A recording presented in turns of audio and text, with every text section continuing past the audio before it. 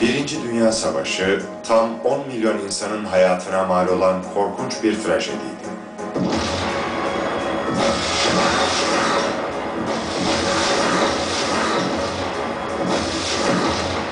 Savaş iki ittifak arasında yaşandı. Bir tarafta İngiltere, Rusya ve Fransa vardı. Diğer yanda ise Almanya ve Avusturya Macaristan İmparatorluğu. Savaşın birinci yılında Osmanlı İmparatorluğu da Almanya tarafında çatışmaya dahil oldu.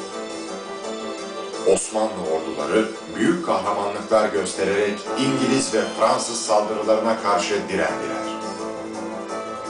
Çanakkale'de 250 bin şehit verilerek düşman güçlerine dur denildi. Ancak İngiltere-Fransa ittifakının Osmanlı topraklarındaki en büyük hedefi Orta Doğu'ydu. Özellikle Irak'ta keşfedilen petrol yatakları İngiltere'nin bu Osmanlı toprağına göz koymasına neden olmuştu.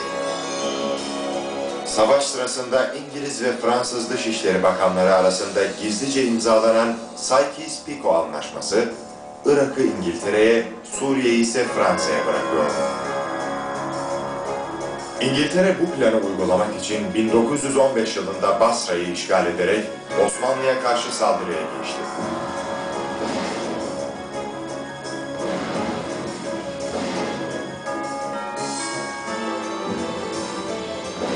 Osmanlı ordusu, Irak'taki yerel halkın da desteğini arkasına alarak bu saldırıyı püskürttü. Hatta ünlü Kutül-Amer Muharebesi'nde İngiltere'ye 1. Dünya Savaşı'nın en ağır yenilgisini tattırdı.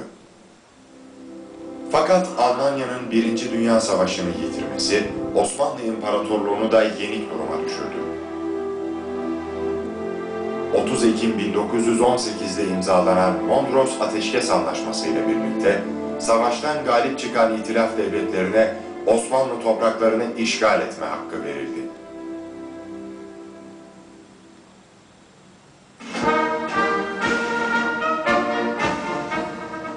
Ancak kahraman Türk milleti bu sinsi plana asla boyun eğmeyecek, Mustafa Kemal Paşa'nın önderliğinde başlayan milli mücadeleyle vatan topraklarını işgalden kurtaracaktı.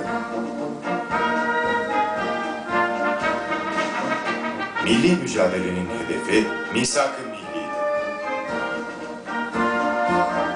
Bu milli anda göre Mondros Ateşkes Anlaşması imzalandığında Osmanlı birliklerinin elinde bulunan tüm topraklar Türk toprağıydı ve bunlardan vazgeçilemezdi. Milli mücadele sonunda Ege'deki 12 adalar hariç Misak-ı Milli'ye dahil olan tüm topraklar kurtarıldı.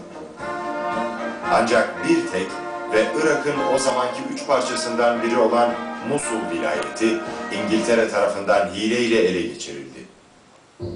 İngilizler Musul vilayetinde yaşayan Türkmenlerin, Kürtlerin ve Arapların Türkiye'ye katılma isteklerine rağmen bölgeyi kendi manda yönetimleri altındaki Irak'a dahil ettiler. Böylece Musul, Kerkük ve Süleymaniye sancaklarından oluşan Musul vilayeti Türkiye'den koparıldı. Bu bölgedeki halklar ilerleyen dönemde büyük çileler çekeceklerdi. 1959 yılında Irak'taki koyu Arap milliyetçisi rejim, Türkmenlere karşı korkunç bir katliam uyguladı. Bu fotoğraflar sadece Türk oldukları için bu katliama maruz kalan Türkmen şehitlerine aittir.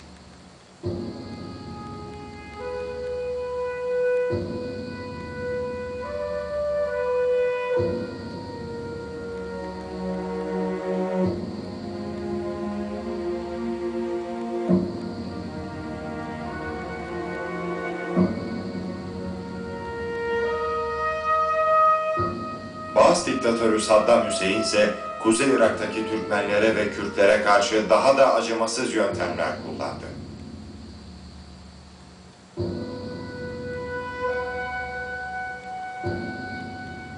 Pek çok insan sadece siyasi görüşleri, hatta kimlikleri nedeniyle katledildi. Türkmenlerin evleri yakılıp yıkıldı.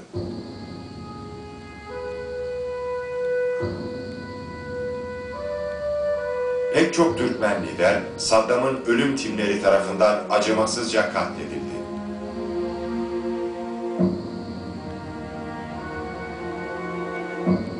Kerkük'teki Osmanlı yadigarı cami, köprü ve kale Türk kültürünü yok etmek için yıkıldı.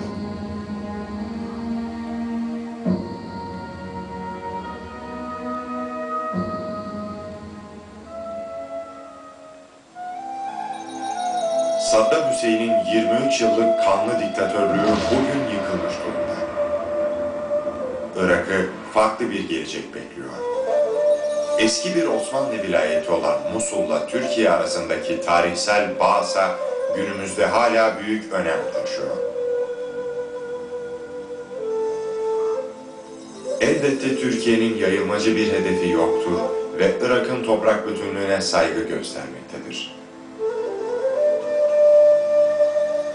Ancak eski adı Musul vilayeti olan Kuzey Irak'ta yaşayan insanlarla Türkiye'nin kültürel, dini, tarihsel ve etnik bağları vardır.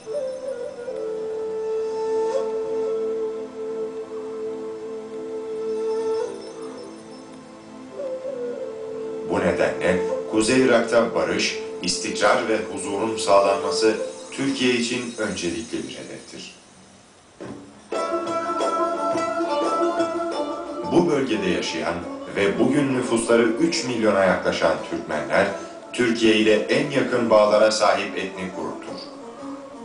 Irak'taki baskıcı Baas rejimleri ve Saddam Hüseyin diktası tarafından ezilen ve uluslararası kamuoyu tarafından adeta göz ardı edilen Türkmenler, son olarak da bazı radikal Kürt grupların husumetine maruz kaldılar. Yıktılar kalamızı, sürdüler doğamızı. Türkmenlerin çoğunluğunu oluşturduğu Kerkük kentinde birkaç hafta önce çekilen bu görüntüler, Türkmenlere yönelik saldırıların izlerini gösteriyor. Çektiler salamızı, daha can boğazdayken çektiler salamızı. Türkiye, Türkmenlerin güvenliğini ve haklarını korumak için diplomatik bir mücadele yürütmeli, bölgeye serpilen etnik husumet tohumlarına karşı barış ve kardeşlik duygularını güçlendirmek için de kültürel bir kampanya başlatmalıdır. Türkmenlerin, Kürtlerin ve Arapların ortak kimliğini oluşturan dini değerlerin modern, ılımlı ve birleştirici bir üslupla bölge halkına anlatılması bu kültür kampanyasının temel taşı olmalıdır. Türkiye'nin eski Osmanlı vilayeti olan Musul'a karşı en büyük sorumluluğu, orada barış ve huzurun sağlanmasına katkıda bulunmaktır. Ve Iraklı Türkmenler unutmamalıdırlar ki, Türkiye, kahraman ordusuyla ve fedakar milletiyle onların yanındadır ve her zaman öyle olacaktır.